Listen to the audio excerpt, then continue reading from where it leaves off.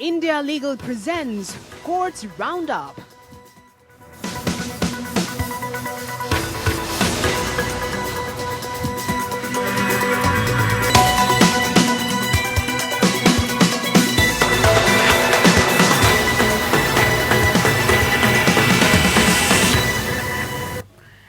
नमस्कार, मैं हूं आपके साथ Neha Dubey. Courts round up में आपका स्वागत है। इस बुलेटिन में अगले आधे घंटे आपको कोर्ट से जुड़ी तमाम छोटी बड़ी खबरों से करवाएंगे रूबरू। कोर्ट की कार्रवाई सुप्रीम कोर्ट से लेकर हाई कोर्ट और लोअर कोर्ट्स तक के फैसलों को रखेंगे आपके सामने। तो आइए शुरू करते हैं कोर्ट्स दिस वीक और सबसे पहले एक नजर हेडलाइंस पर। दिल्ली दंगा मामले में सोनिया गांधी, राहुल गांधी, प्रियंका गांधी, अनुराग ठाकुर, कपिल मिश्रा और अन्य को नोटिस जारी। कोर्ट ने पूछा क्यों ना पक्षकार के रूप में आप पर भी मुकदमा चलाया जाए। 4 मार्च तक देना है जवाब। 22 मई तक पूरी तरह से ध्वस्त होंगे सुपरटेक के ट्विन टावर। नोएडा प्राधिकरण ने सुप्रीम कोर्ट में पेश की स्टेटस रिपोर्ट। अदालत ने कहा समय सीमा का हो कड़ाई से पालन। सॉलिसिटर जनरल तुषार मेहता ने पीएमएलए मामले में आंकड़े सुप्रीम कोर्ट में किए पेश। कहा 4700 मामले की हो रही है जांच। पिछले 5 वर्षों में कुल 2086 मामले दर्ज। विजय माल्या, नीरव मोदी, मेहुल चौकसी पर आंकड़े भी प्रस्तुत। जूनियर वकीलों को 5000 मासिक वजीफा देने की याचिका पर bar council of Maharashtra and Goa को बॉम्बे हाई कोर्ट ने किया नोटिस जारी। कोविड में आर्थिक तंगी का दिया गया था तर्क।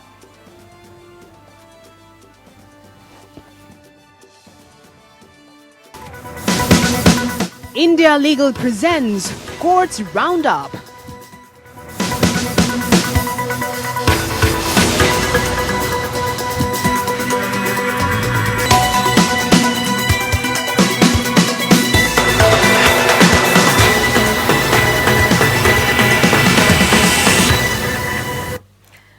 नोएडा अथॉरिटी ने सुप्रीम कोर्ट को बताया है कि सुपरटेक के एमराल्ड कोर्ट प्रोजेक्ट की दोनों 40 मंजिला इमारतों को ध्वस्तीकरण की प्रक्रिया शुरू हो चुकी है।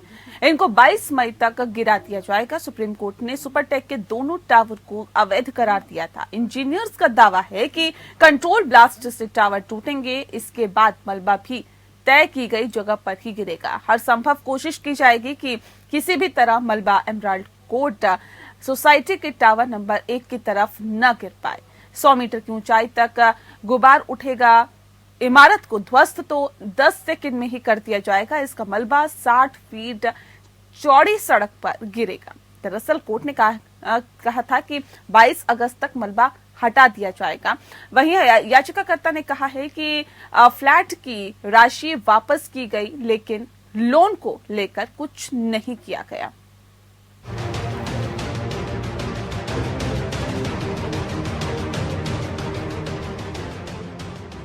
नोएडा के सेक्टर 93A में स्थित सुपरटेक बिल्डर के ट्विन टावर को गिराने का काम लगातार तेजी से चल रहा है। सुप्रीम कोर्ट में सुपरटेक एमराल्ड कोर्ट मामले में सुनवाई हुई, जिसमें नोएडा प्राधिकरण की तरफ से अपनी स्टेटस रिपोर्ट रखी गई। सुप्रीम कोर्ट ने स्टेटस रिपोर्ट को रिकॉर्ड पर लिया है।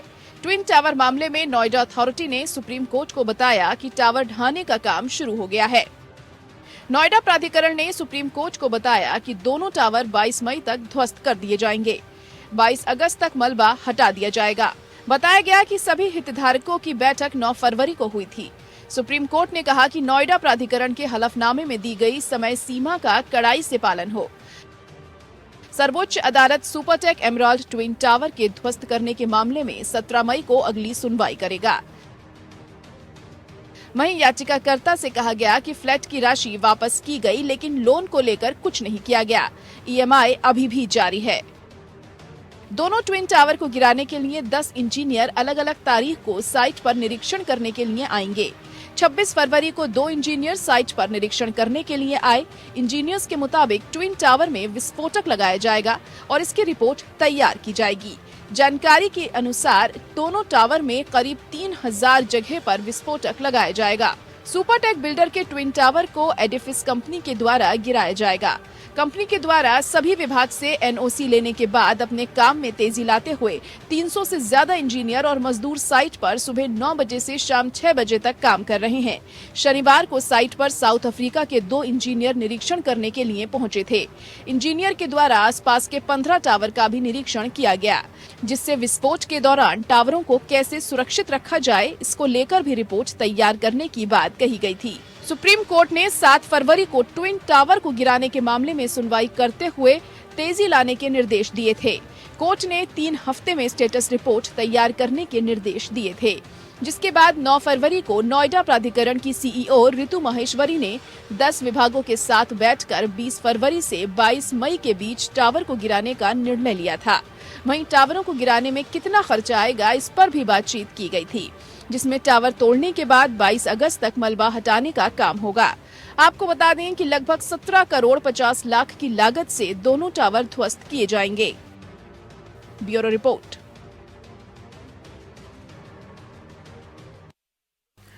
वहीं सुप्रीम कोर्ट ने राजस्थान के एक ट्रायल कोर्ट को आदेश दिया है कि चेक बाउंस के एक मामले में आपराधिक कार्रवाई फिर से शुरू की जाए। शीर्ष अदालत ने कहा है कि चेक की टिप्पणी के साथ ही वापस हो गया था कि संबंधित खाता फ्रीज है। मुख्य न्यायाधीश एनवी रमन्ना, न्यायाधीश एएस बोपन्ना और हीमा कोहली की पीठ ने यह आदेश राजस्थान हाईकोर्ट के एक फैसले के खिलाफ दाखिल की गई याचिका पर सुनाया है। हाईकोर्ट ने मामले में आपराधिक कार्रवाई खारिज कर दी थी। सुप्रीम कोर्ट ने इस दलील को मानने से इनकार कर दिया कि परकाम्य लिखित अधिनियम की धारा 138 के तहत आरोपी के खिलाफ कोई मामला नहीं बनता। बैंक मैनेजर्स ने स्पष्ट रूप से कहा है कि ऐसा कोई खाता बैंक में नहीं खुला था।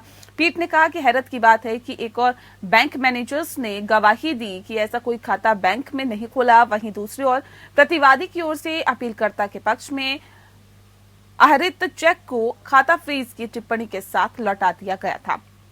पीठ ने आगे कहा कि चेक की वापसी पर जो टिप्पणी की गई है उससे माना जा सकता है कि बैंक में खाता मौजूद था और ये ऐसा फैसला और ऐसा मामला है जिसे ट्रायल कोर्ट को गंभीरता से विचार करना, जिस पर चाहिए सभी पक्षों को एक पूर्ण ट्रायल का सामना करना होगा। सुप्रीम कोर्ट ने कहा है कि इसे केवल बैंक मैनेजर्स के सबूतों पर नहीं देखा जाना चाहिए। किसी भी स्थिति में ये ऐसा मामला नहीं था जिसकी कार्रवाई खारिज कर दी जाए। ऐसे में हम हाईकोर्ट की ओर से पारित आदेशों को खारिज करते हैं। हाईकोर्ट के आदेश को रद्द करने के साथ ही आदेश में ट्रायल कोर्ट को ये भी निर्देश दिया गया कि वह मामले की सुनवाई फिर से शुरू करे और इसे कानून के अनुसार तेजी से और संभव हो तो 6 महीने की अवधि के भीतर ही समाप्त किया जाए।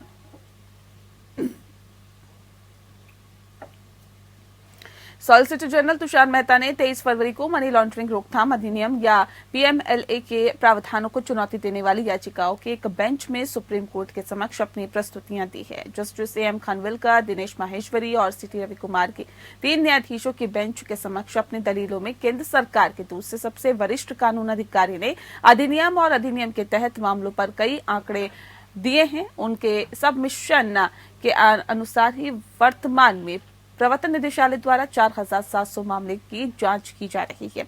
ईडी द्वारा पिछले 5 वर्षों में कुल 2086 मामले दर्ज किए गए हैं, जब देश में 33 लाख विधेय अपराधों की तुलना में ये सभी मामलों का केवल 0.06% है। उन्होंने कहा है कि 2021 में 981 मामले दर्ज किए गए। अन्य विकासशील देशों जैसे यूएसए, यूके, चीन, ऑस्ट्रिया, बेल्जियम आदि की तुलना में ये बहुत कम मामले हैं। उन्होंने ये भी बताया कि पिछले 20 वर्षों में यानी 2002 से अब तक पीएमएलए के तहत केवल 313 गिरफ्तारियां हुई हैं। मेहता ने ये भी कहा है कि भारत मनी लॉन्ड्रिंग के खिलाफ वैश्विक गठबंधन का हिस्सा है, जिसे फाइनेंशियल एक्शन टास्क फोर्स के रूप में जाना जाता है और इसीलिए भारत के कानूनों को वैश्विक कानूनों के अनुरूप होना चाहिए। इसीलिए उन्होंने पीएमएलए जैसे कानून के तहत मामलों के पंजीकरण के संबंध में विकसित दुनिया के साथ तुलना की है। मेहता ने 3 भगोड़े अपराधी विजय माल्या, नीरव मोदी और मेहुल चौकसी पर आंकड़ों की भी प्रस्तुति की। दरअसल आपको बता दें कि विजय माल्या, नीरव मोदी और मेहुल चौकसी द्वारा की गई कुल धोखाधड़ी 22,585 करोड़ रुपए है।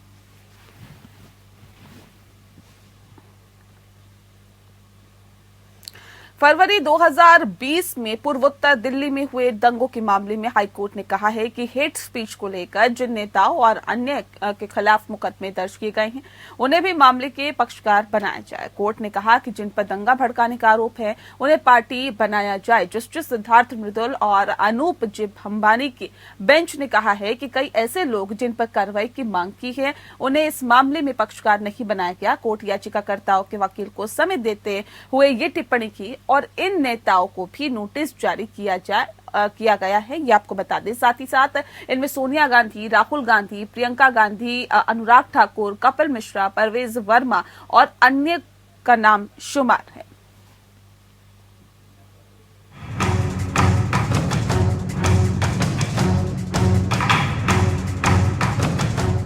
दिल्ली दंगों के मामले में दिल्ली हाईकोर्ट ने कई बड़ी राजनीतिक हस्तियों को नोटिस भेजा है। इसमें पूछा गया है कि क्यों न इस मामले में पक्षकार के रूप में उन पर मुकदमा चलाया जाए। अदालत ने इस मामले में कांग्रेस अध्यक्षा सोनिया गांधी, सांसद राहुल गांधी और प्रियंका गांधी को नोटिस भेजा है। इसके अलावा दिल्ली हाईकोर्ट ने ऐसा ही नोटिस केंद्रीय मंत्री अनुराग ठाकुर, बीजेपी नेता कपिल मिश्रा, बीजेपी सांसद परवेश वर्मा को भी भेजा गया है। हाईकोर्ट ने सभी लोगों से 4 मार्च 2022 तक इस पर जवाब मांगा है। दिल्ली हाईकोर्ट ने नोटिस जारी कर ये कहा है कि दिल्ली दंगा मामलों में क्यों न पक्षकार के रूप में आप पर भी मुकदमा चलाया जाए। दिल्ली हाईकोर्ट ने जारी किए गए नोटिस पर जवाब दाखिल करने के लिए 4 मार्च तक का समय दिया है। कोर्ट ने ये नोटिस एक दायर याचिका पर सुनवाई के बाद दिया है। दरअसल दिल्ली हाईकोर्ट में दंगा मामले में एक याचिका दाखिल की गई थी। याचिकाकर्ता ने दंगा भड़काने के मामले में कई राजनेताओं समेत अन्य लोगों के खिलाफ एफआईआर दर्ज करने की मांग की थी। पिछली सुनवाई में हाईकोर्ट ने कहा था कि क्या वह वही लोग हैं जिनके खिलाफ आरोप लगाए गए हैं?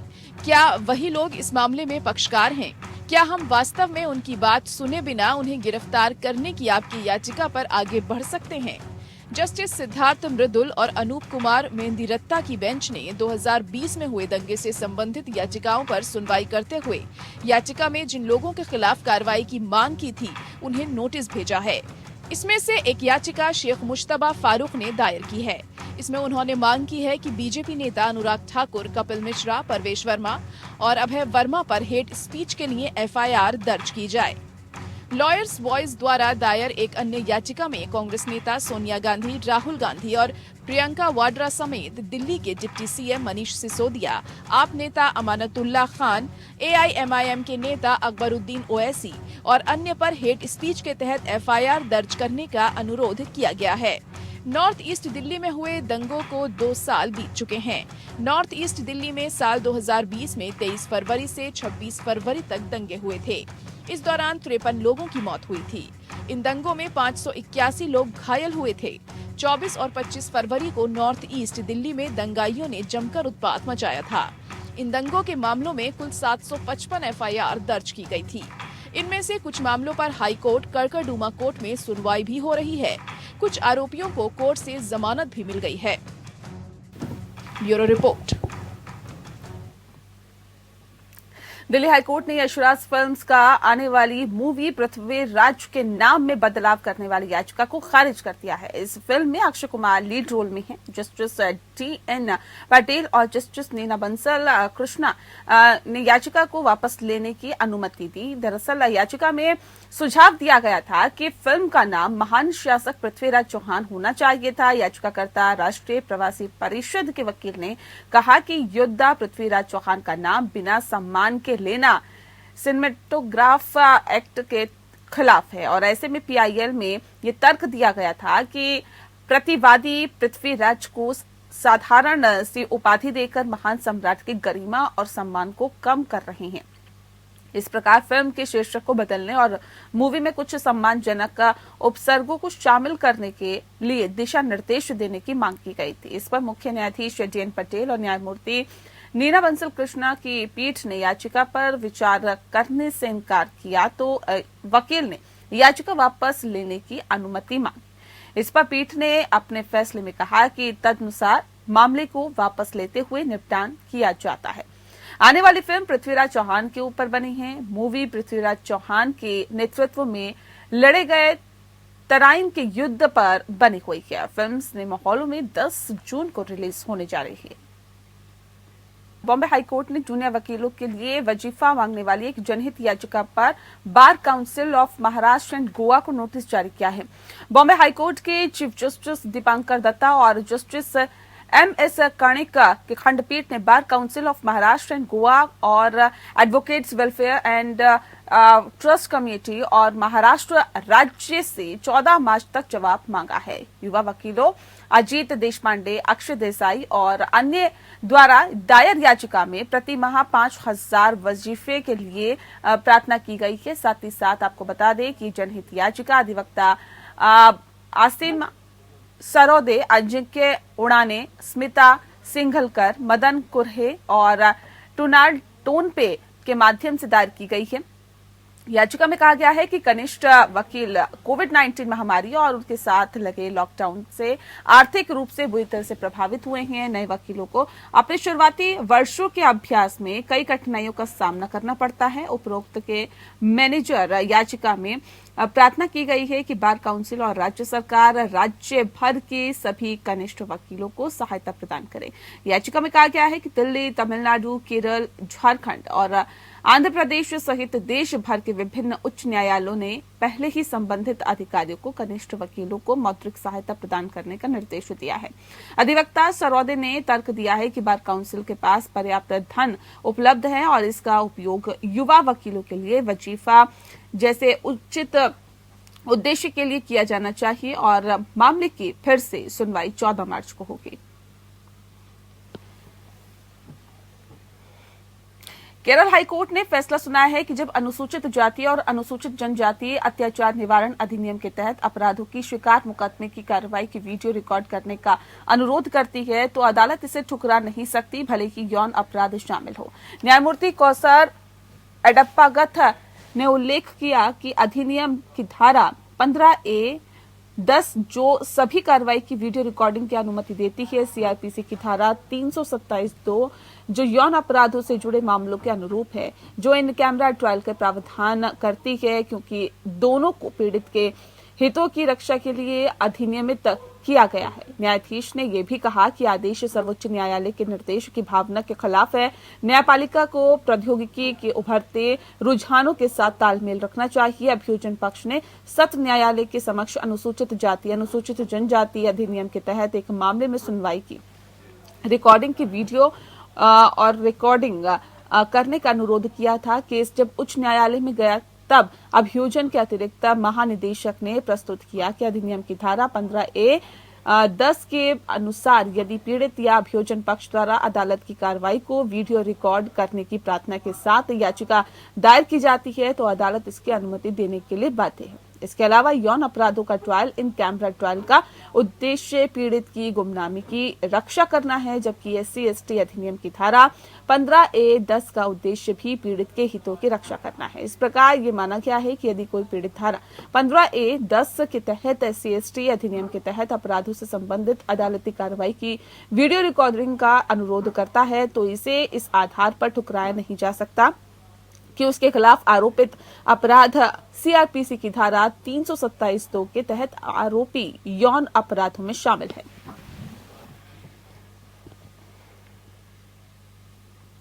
पटना हाईकोर्ट ने बिहार राज्य खनन निगम लिमिटेड में विधि अधिकारी के पद पर चयन प्रक्रिया पर रोक लगा दी। यह आदेश निगम की भर्ती अधिसूचना को इस आधार पर चुनौती देने वाली याचिका पर आया है कि उसने केवल चाणक्य राष्ट्रीय विधि विश्वविद्यालय पटना के कानून स्नातकों को ही उक्त पद के लिए आवेदन करने की अनुमति दी है। न्यायमूर्ति PB बंजथरी के खंडपीठ ने मामले को आगे की सुनवाई के लिए 8 मार्च की तारीख तय की है और याचिकाकर्ता को अगली सुनवाई की तारीख से पहले विधि अधिकारी या कार्यकारी आदेश के पद पर भर्ती के नियम को रिकॉर्ड में रखने का निर्देश दिया है। माइनिंग कॉर्पोरेशन लिमिटेड ने विधि अधिकारी के पद के लिए 10 विधि छात्रों को नियुक्त करने के उद्देश्य से 16 दिसंबर को CNLU के कुलपति को एक पत्र जारी किया, जिसके अनुसार विश्वविद्यालय प्रशासन ने अपने छात्रों को उक्त पद के बारे में सूचित किया और कहा कि इच्छुक छात्र अपना सीवी और अन्य विवरण जमा करके आवेदन करें।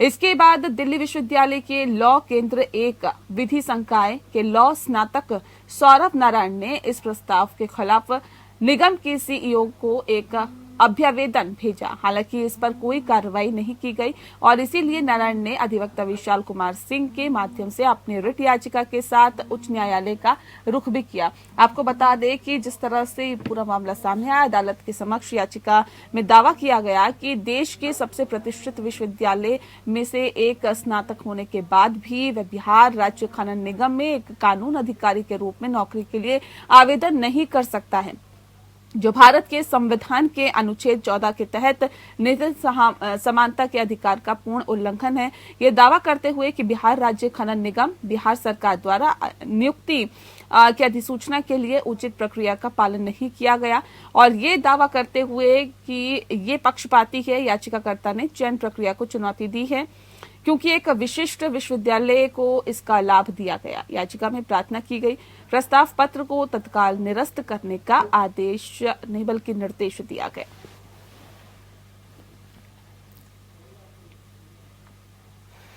पंजाब और हरियाणा उच्च न्यायालय ने हाल ही में एक विवाहिता महिला और उसके लिव इन पार्टनर को पुलिस सुरक्षा प्रदान करते हुए कहा है कि उनके जीवन की रक्षा करना उनका मौलिक कर्तव्य था। याचिका की अनुमति देते हुए न्यायमूर्ति अनूप चितकारा ने तर्क दिया कि हम कानून के शासन द्वारा शासित और संवैधानिक धर्म का पालन करते हैं। उन्होंने समझाया कि समय तेजी से बदल रहा है और भारत में प्रत्येक व्यक्ति को अनुच्छेद 21 से जीवन का एक अंतर्निहित मौलिक अधिकार प्राप्त है, जिसकी रक्षा करने के लिए राज्य बाध्य था।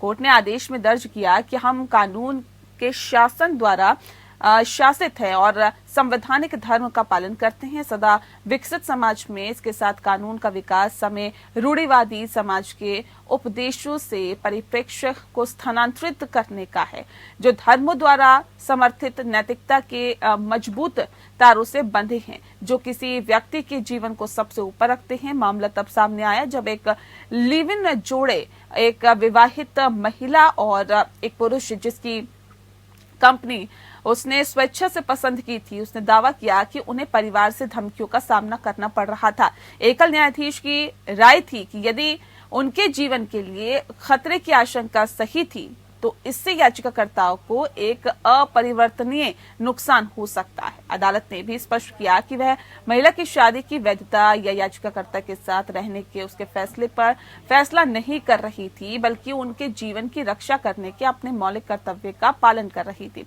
इसी प्रकार पुलिस को आदेश की तारीख से 1 सप्ताह के लिए याचिकाकर्ता को उचित सुरक्षा प्रदान करने का निर्देश देना उचित पाया गया। इस अवधि के बाद याचिकाकर्ता के अनुरोध या जमीनी हकीकत के विश्लेषण के आधार पर सुरक्षा को प्रतिदिन के आधार पर बढ़ाया जा सकता है। हालांकि प्रदान की गई सुरक्षा याचिकाकर्ताओं को आशंकित जोखिम से बचाने के लिए आवश्यकता के अलावा अपना निवास नहीं छोड़ने पर सशर्त थी। और इसी के साथ इस बुलेटिन में फिलहाल इतना ही। नमस्कार। India Legal presents Courts Roundup.